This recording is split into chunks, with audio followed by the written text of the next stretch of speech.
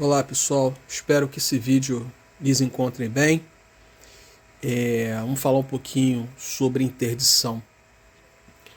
É um procedimento um tanto quanto importante dentro da perspectiva da tutela de direitos, porque na realidade ele acaba alcançando grande parte das pessoas, seja direto ou indiretamente, porque geralmente a gente se depara com situações de incapacidade ao longo da vida, né?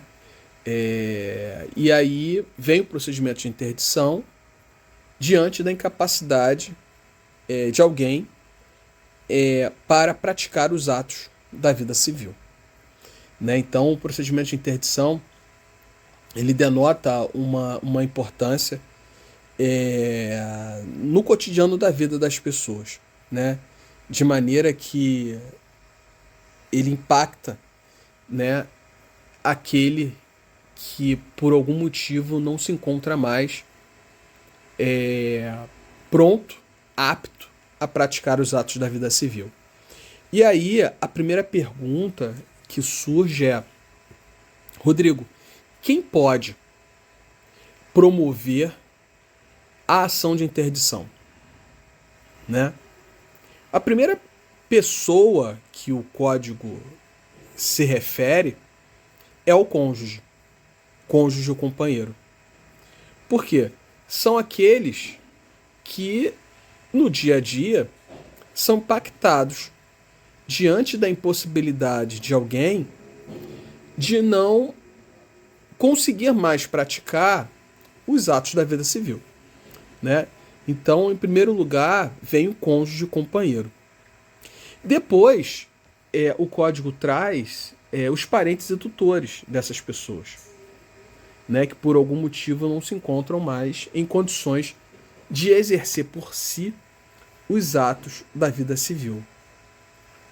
Depois ele traz os representantes das entidades onde o interditando se encontra abrigado.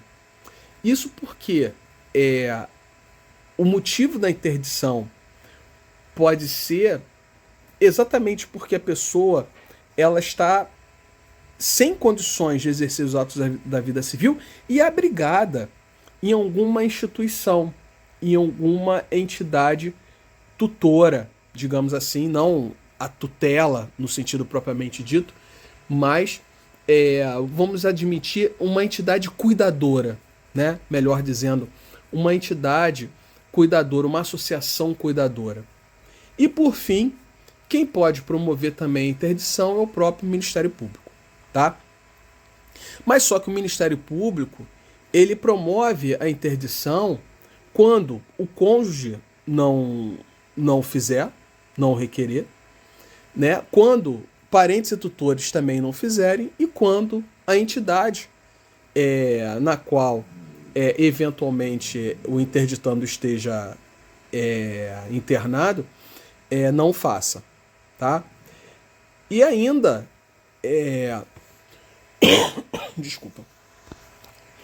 E ainda na hipótese de incapacidade do cônjuge e dos parentes, tá? Dessas pessoas. Muito bem. E aí o autor, né, ele vai ter que demonstrar os motivos da incapacidade e o momento em que essa incapacidade se revelou. Então o autor vai ter que promover, vai ter que demonstrar os motivos da incapacidade e também o momento em que essa incapacidade se revelou.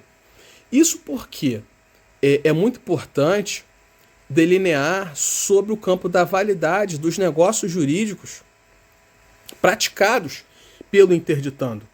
Então, o motivo e o momento. O momento é fundamental, né? Será que esse interditando ele praticou ato da vida civil, ato de alienação, ato de disposição patrimonial já incapaz, né? Então, a decisão da interdição, ela também vai ter que trazer vai ter que jogar a luz no momento em que a incapacidade se revelou, né? A partir de quando aquela pessoa se tornou incapaz. É bem discutida, né, a questão da natureza da sentença da interdição. A sentença da interdição, ela é declaratória, né? Ela declara a incapacidade a partir de determinado momento, ou ela é constitutiva. A pessoa se torna incapaz a partir da decisão.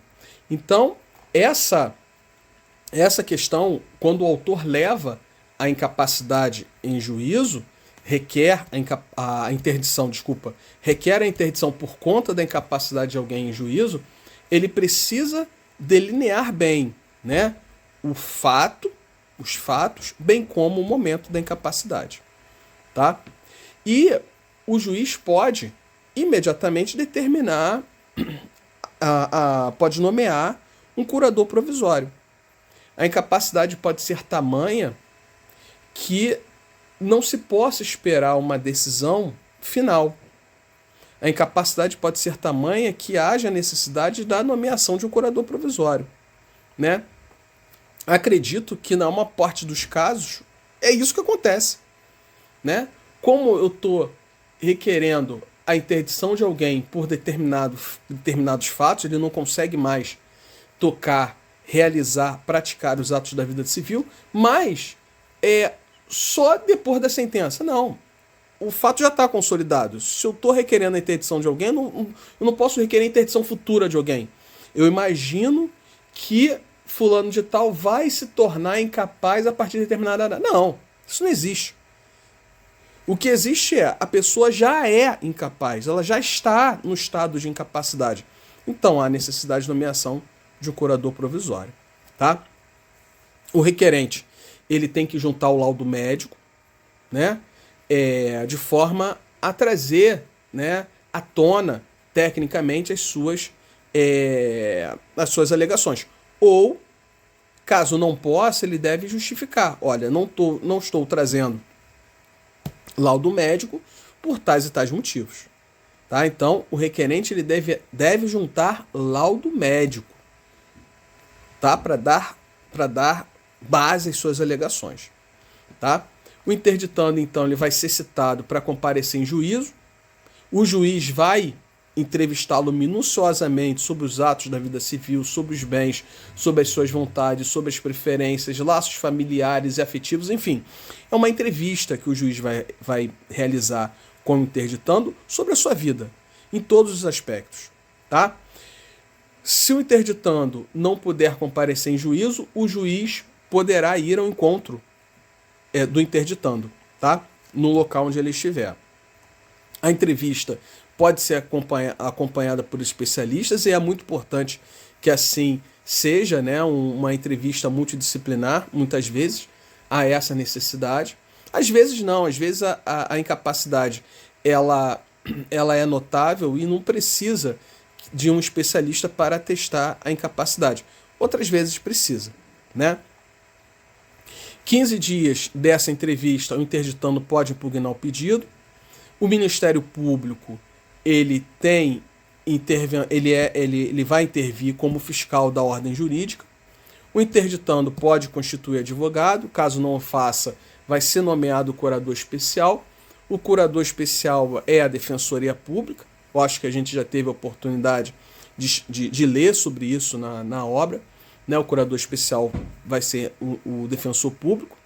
E o juiz, então, vai determinar a produção da prova pericial para avaliar o estado do interditando, a sua capacidade, sobretudo para a prática dos atos da vida civil. A perícia é multidisciplinar, deve ser uma perícia multidisciplinar, havendo necessidade, né?